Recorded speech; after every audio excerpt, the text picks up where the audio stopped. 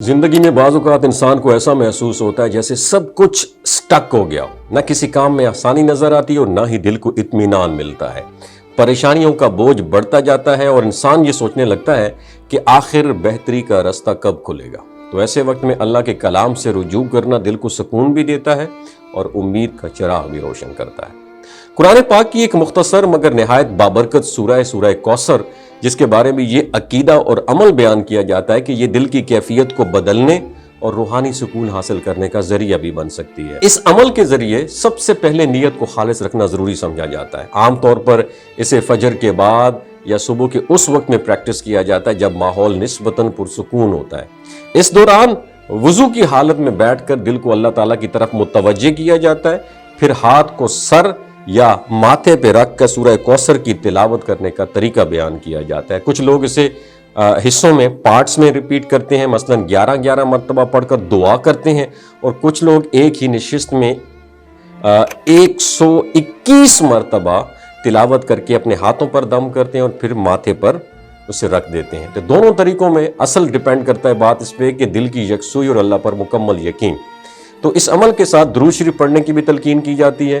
آغاز اور اختتام پر کم از کم 3 مرتبہ درود پڑھنا دل کی سکون اور دعا کی قبولیت کی امید کے طور پر بھی کیا جاتا ہے۔ اس عمل کو مسلسل چند دن تک، جیسے 1 دن، 3 دن، 7 دن یا 11 دن تک جاری رکھنے کا ذکر بھی ملتا ہے، تاکہ انسان اپنی توجہ اور ایفیلیشن کو مضبوط رکھ سکے۔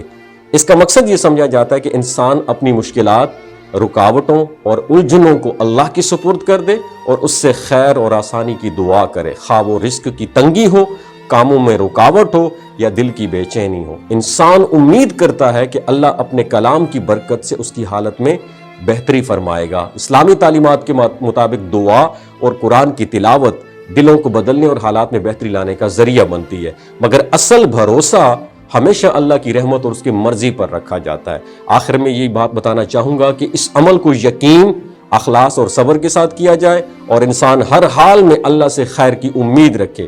جب دل میں امید اور دعا تازہ رہتی ہے تو انسان کے اندر بھی سکون پیدا ہوتا ہے اور وہ اپنی زندگی کے حالات کو بہتر انداز میں سمجھنے اور قبول کرنے کے قابل بھی ہو جاتا ہے۔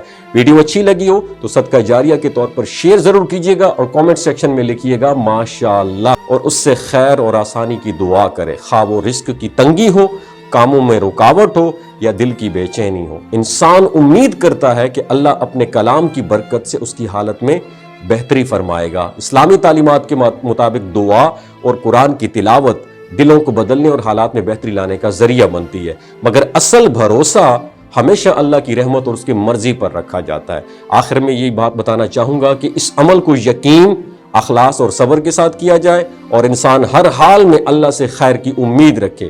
جب دل میں امید اور دعا تازہ رہتی ہے تو انسان کے اندر بھی سکون پیدا ہوتا ہے اور وہ اپنی زندگی کے حالات کو بہتر انداز میں سمجھنے اور قبول کرنے کے قابل بھی ہو جاتا ہے۔ ویڈیو اچھی لگی ہو تو صدقہ جاریہ کے طور پر شیئر ضرور کیجیے گا اور کامنٹ سیکشن میں لکھیے گا ماشاءاللہ۔